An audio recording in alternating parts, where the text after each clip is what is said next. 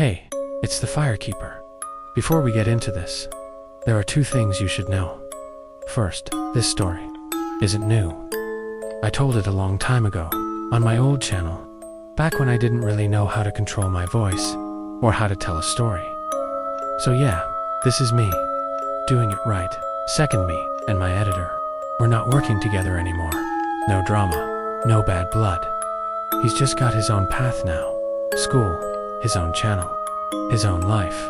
And honestly, that's how it should be. Maybe we'll work together again someday. But for now, you're getting the original style back. Raw, simple, just me and the story. Alright, let's begin. Pray. You never draw the ace. If you've been on the streets long enough, you've heard about the limo. It doesn't belong there. It just shows up random nights, empty roads, usually around midnight. No engine sound, no headlights pulling in. 1 second, it's not there. The next, it is. You walk up, you knock on the back window, and if you're lucky or unlucky, it rolls down inside. There's an old man thin, quiet, but his eyes sharp, like he already knows how your story ends. Next to him, there's a guy, big suit fits too. Well, gun resting on his leg, not hiding it, not even trying. The old man hands you a deck of cards, brand new, still stiff. The rules, simple. You shuffle, you draw one card, that's it. No second chances, no takebacks, and whatever you pull, that's your fate. A 2, couple $100, a 3, a little more, keeps going up from there. But face cards, that's where things change. You pull a jack, you get a dose, something called Xylem. People swear it's not just a drug. They say it feels like every bad thing in your body just shuts off. Pain, gone. Cravings, gone. Like you've been reset. Like you've never needed anything to begin with. Some say the man in that limo comes from the same bloodline that built the opioid empire. That they've always had the cure, a real one, and just never gave it to the world. Maybe that's true, maybe it's not. But when you're out there, freezing, starving, breaking down piece by piece, you stop caring what's true. You just care what's real. And what's real is that limo. Now you pull a queen, that's the dream. You get the dose. And $10,000 cash, clean. Enough to disappear.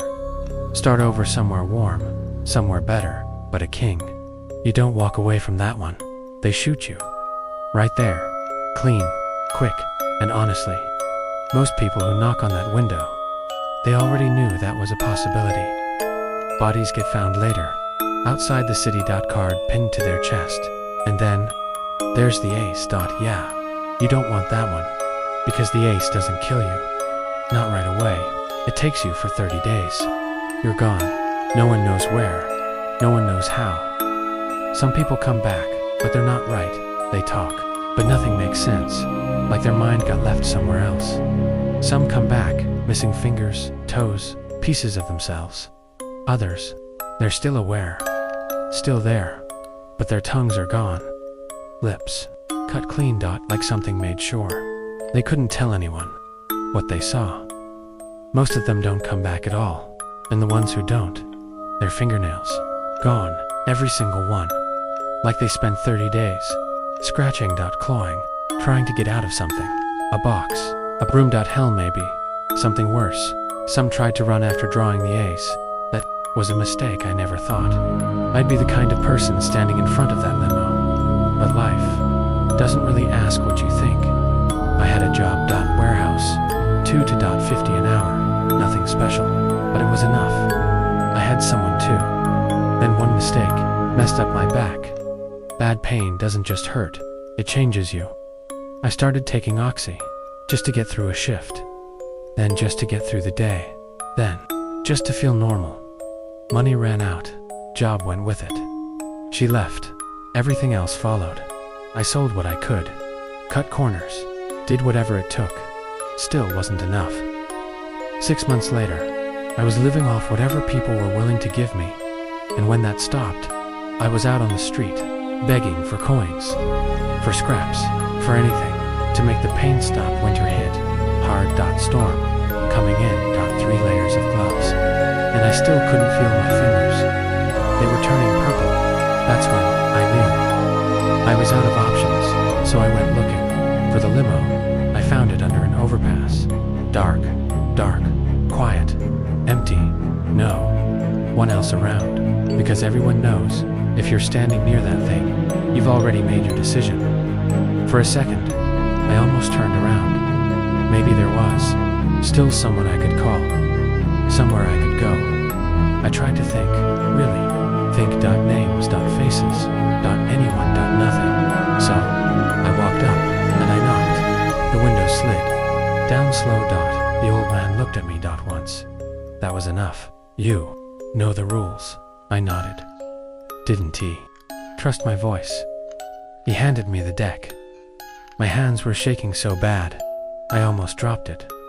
Cold, fear, maybe both. For a second, I thought, what if I mess this up? What if this is it? And I ruin it? And yeah, I broke tears. Couldn. Single quotes. T stopped them. Didn't even try. Shuffled barely. Gave it back. He spread the cards. Go on, he said. Like it didn't matter. Pick your fate. My hand hovered, shaking. I pulled the top card. Turned it over. King. Yeah. Maybe that's exactly what I had coming. But something changed in that moment. I didn't want to die. Not like that. Not there, wait. My voice cracked. This isn't what I want. The card says. Otherwise, the big guy stepped out of the car. Gun ready. Wait. Panic hit all at once. Let me run it again. The old man raised a hand. The gunman stopped. Now he was smiling, interested. Double quotes. What kind of gamble? 2 cards. I swallowed. Ace or queen. That got him. He laughed. Actually laughed. Pulled 2 cards. Ace of hearts. Queen of hearts. Dropped the rest into the dirt. I like people like you, he said. People who still think they can win. My hands hovered over the cards, shaking worse than before. I closed my eyes, picked one, turned it over, and there she was. The queen. Soft eyes, gentle smile for a second. It didn't even feel real. Congratulations, he said. Winner. I got the money and the dose.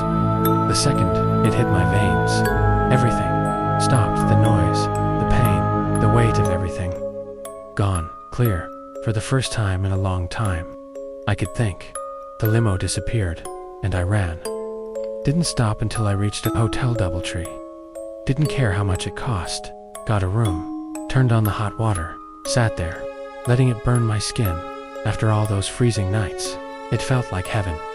2 days later, I was on a plain San Diego sun. Warm air. Palm trees. A fresh start. It wasn't perfect. Nothing ever is. Roommate issues. Arguments about rent. I insisted on a place near the beach. Didn't want to feel trapped again. Got a job. Cashier at a surf shop. Simple. Quiet. Normal. But sometimes, late at night, I walk. Empty streets. Same kind of silence.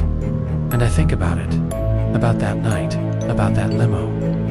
Eventually, I found the corner where people like I used to be hang out.